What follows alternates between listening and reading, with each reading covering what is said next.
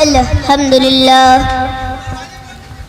نحمده ونستعينه ونستغفره ونعوذ بالله من شرور أنفسنا ومن سيئات أعمالنا من يهده الله فلا مضل له ومن يضلل فلا هادي له وأشهد أن لا إله إلا الله وأشهد أن محمدا عبده ورسوله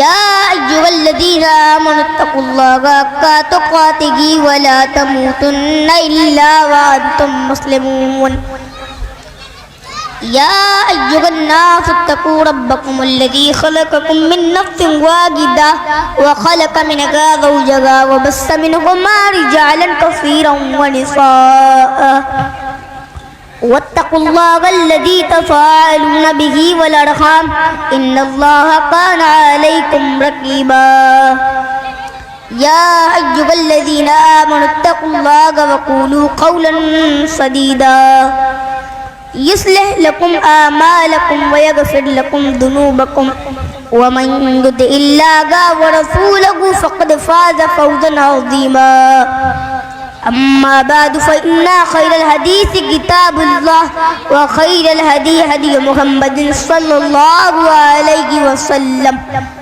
وشر الأمور محدثاتها وكل محدثة بدعة وكل بدعة ضلالة وكل ضلالة في النار أعوذ بالله من الشيطان الرجيم بسم الله الرحمن الرحيم لقد كان لكم في رسول الله أسوة حسنة لمن كان يرجو الله واليوم الآخر وذكر الله كثيرا صدر محترم علماء کرام محترم بزرگوں نوجوان ساتھیوں، میں نے آپ کے سامنے خطبہ مسونہ کے بعد قرآن حکیم کی سورہ احزاب آیت نمبر 21 تلاوت کی۔ اس آیت کا ترجمہ بالکل واضح اور کلیئر ہے۔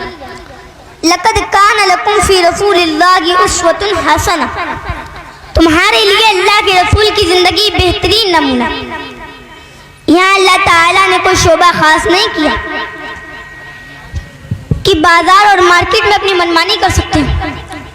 اللہ نے فرمایا لقد کان لکم فی رسول اللہ اسوۃ حسنہ، ہم نے جو تمہیں نبی دیا ہے، جو رسول دیا ہے، وہ تو زندگی کے تمام کی تمام شعبوں میں وہ تمہارے لیے نمونہ ہے۔ اللہ کے پیارے نبی حرم کے اندر نماز پڑھ رہے تھے، عقبہ بن معیط آتا ہے اور آپ کے کندھوں کے بیچ میں اٹھنے کی اڈلی لا کر کے رکھ دیتا ہے۔ اللہ کے پیارے نبی اپنا سجدے سے سر اٹھا نہیں پا رہے تھے، وہ ظالم ہنسی کر رہے تھے، جس میں عقبہ بھی تھا۔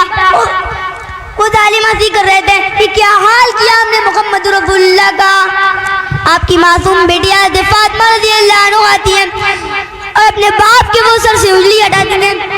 آپ نے سجدے سے سر اٹھایا، سلام پھیرا اور اللہ کی بارگاہ میں آپ نے ہاتھ اٹھایا اور فرمایا اللہم علیک بقریش، اے اللہ تو قریش سے بدلہ لے لے، اے اللہ تو قریش کو پکڑ لے۔ اللہم علیک بابی جہل ابن ہشام، اے اللہ تو ابو جہل سے انتقام لے لے، تو عتبہ سے انتقام لے لے، تو شیبہ سے انتقام لے لے، تو ولید ابن عتبہ سے انتقام لے لے، تو عقبہ بن معیط سے انتقام لے لے، سب کا نام لے لے کر اللہ کے پیارے نبی نے بد دعا کی۔ ایک انصاری صحابی کہتے ہیں میں نے بدر کے کنویں میں بدر کے میدان میں بدر کے کنویں میں سب کی لاشوں کو پڑے ہوئے دیکھا تھا۔ یہ نبی کی بد دعا تھی اور یہ بد دعا حرم کے اندر کی گئی تھی۔ اللہ تعالیٰ اپنے نبی کی بد دعا کو کیسے غالب کر دیتا۔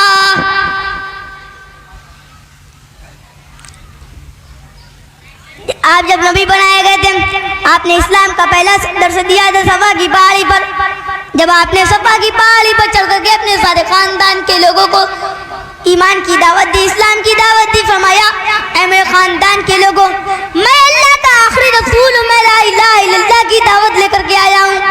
تم لا الہ الا اللہ پڑھ لو، تم کامیاب ہو جاؤ گے، ورنہ اللہ کا بہت بڑا عذاب تمہارے اوپر آئے گا۔ انقذوا انفسکم من النار، اے میرے خاندان کے لوگوں، تم سب اپنے آپ کو جہنم کی آگ سے بچا لو، تم سب توحید پر آ جاؤ، تم سب اسلام کی چھایا میں آ جاؤ، میں اسی اسلام کی تمہیں دعوت دیتا ہوں۔ پھر آپ نے حضرت فاطمہ سے کہا، اے فاطمہ سلیلی من مالی ما شئتی، تجھے میرے مال میں سے جو چاہیے تو لے لے، لیکن لا اغنی عنک من اللہ شیئا۔ اے فاطمہ اگر تو نے بھی اپنے باپ کا کلمہ اگر تو بھی نہ پڑھی، اپنے باپ کے دین پر اگر تو بھی نہ چلی، تو لا اغنی عنک من اللہ شیئا، تو اے فاطمہ تیرا باپ بھی تجھے قیامت کے دن نہیں بچا پائے گا۔ اللہ کے رسول کو مکہ کے اندر کتنا ستایا گیا۔ اللہ کے پیارے نبی طائف میں لوگوں کو اسلام کی دعوت دینے گئے۔